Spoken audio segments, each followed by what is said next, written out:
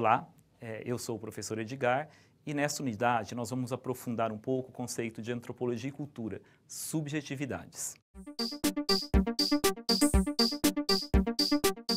Segundo o antropólogo Clifford Geertz, a cultura ou as culturas são textos que devem ser lidos a partir de sua realidade.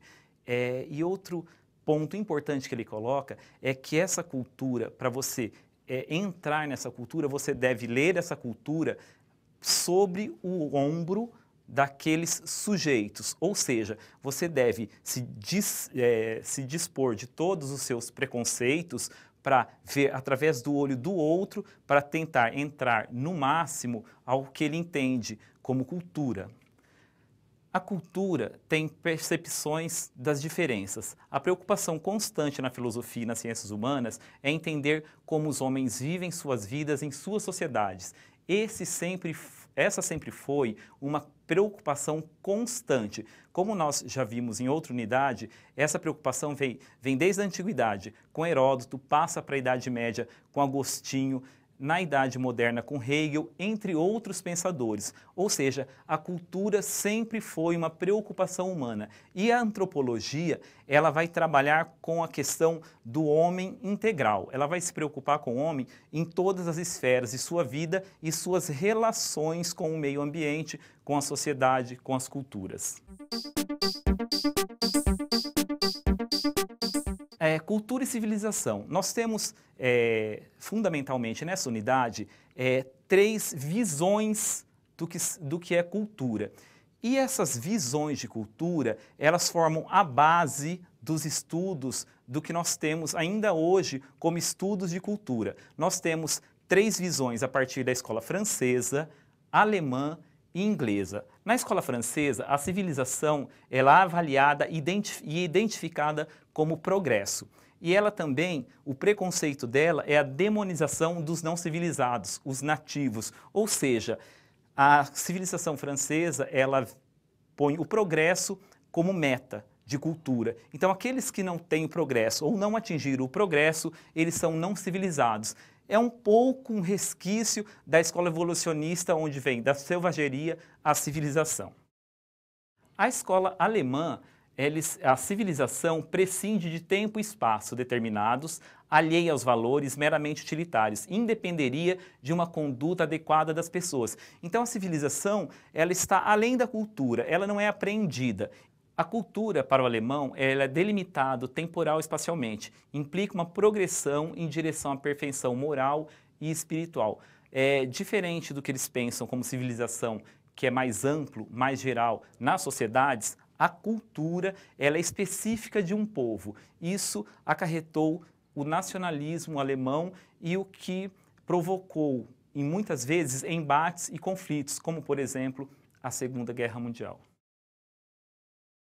Para os ingleses, eles pensam cultura como alta cultura e cultura popular, diferenças em práticas internas e em uma mesma nação.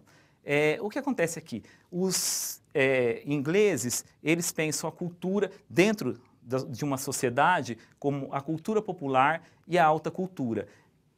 Os ingleses, eles são praticamente baseados nas escolas evolucionistas. Por exemplo, Taylor, a cultura comunidade que caminha em direção à civilização. Então, basicamente, para os ingleses, a cultura ela está baseada na escola evolucionista. Franz Boas, ele é alemão, ele foi físico, geógrafo e depois, quando ele sai da Alemanha para os Estados Unidos, ele vai aprofundar os estudos dele em geografia e vai incorporar os estudos antropológicos. Franz Boas, ele vai formar uma escola culturalista e ele vai fazer várias críticas ao evolucionismo. Boas é um dos críticos mais incisivos à escola evolucionista. Por exemplo, a crítica aos determinismos, o determinismo geográfico. Para Boas, não é o ambiente que molda uma cultura, desenvolve certas práticas, mas a relação entre o ambiente e o repertório simbólico dessa cultura. Então, para Boas, diferente do evolucionismo, aspecto geográfico, ele não molda uma cultura. Para os revolucionistas, a cultura ela estava, muitas vezes, estanque em práticas de um determinado espaço geográfico. Ele vai criticar também o biologismo e a noção poligênica que vem do evolucionismo. Para Franz Boas, ele argumenta que, independentemente da evolução do homem enquanto espécie, é a cultura que molda as formas de o homem lidar com seu corpo biológico, diferente do romantismo poligênico da escola evolucionista.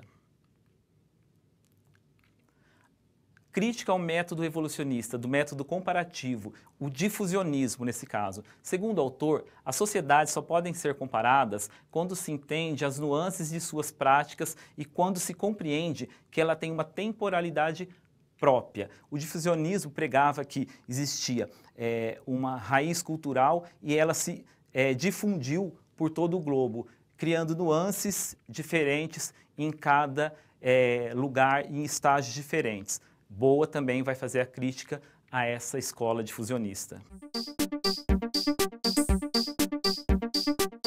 O mais importante de Franz Boas é que o pensamento dele foi desdobrado nos seus discípulos. Uma das principais discípulas de Franz Boas é Margaret Mead. Ela trabalha o culturalismo aplicado.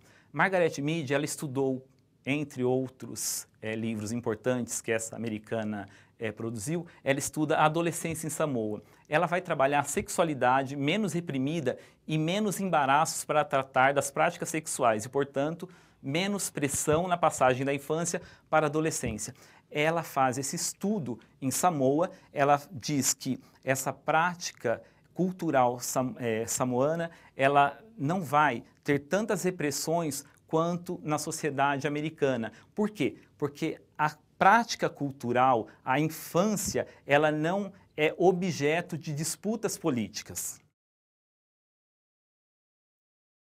Outro importante estudo e que vai dar bases para a discussão das feministas, Margaret Mead, ela trabalha sexo e temperamento. O temperamento dissociado do sexo. Os comportamentos relacionados ao sexo não são naturais, são culturalmente constituídos, diferente do que pensava a escola evolucionista, né?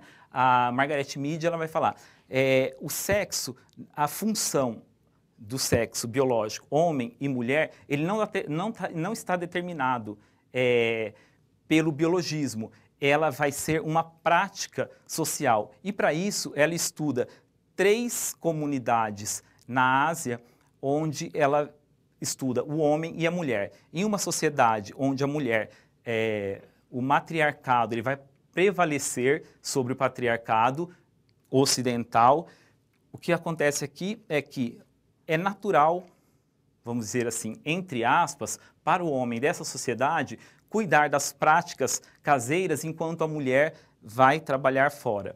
Em uma outra sociedade, essa mesma mulher, ela vai estar ao lado do homem para as práticas sociais mais corriqueiras, tanto quanto para a guerra. Então, através dessa pesquisa, ela vai dizer, olha, o sexo, né, ele não é determinante para as práticas culturais.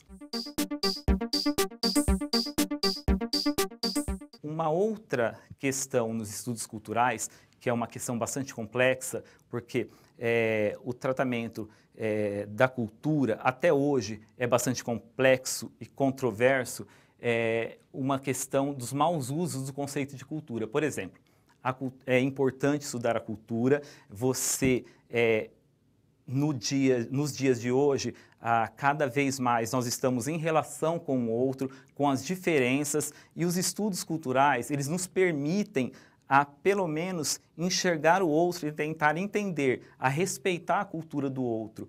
Essa é uma importante face dos estudos culturais.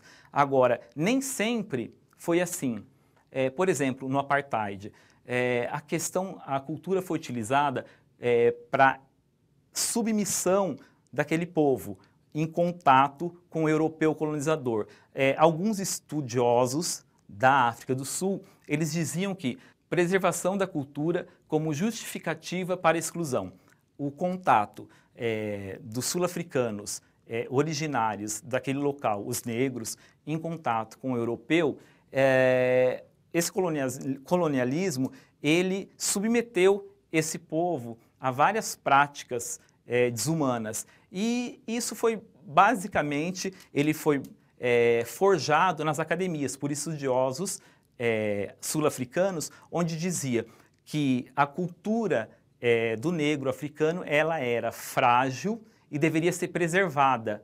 Então, nessa questão, o que vai acontecer? Essa cultura vai ser utilizada como frágil, vai ser apartada e vai ser dominada pela cultura europeia.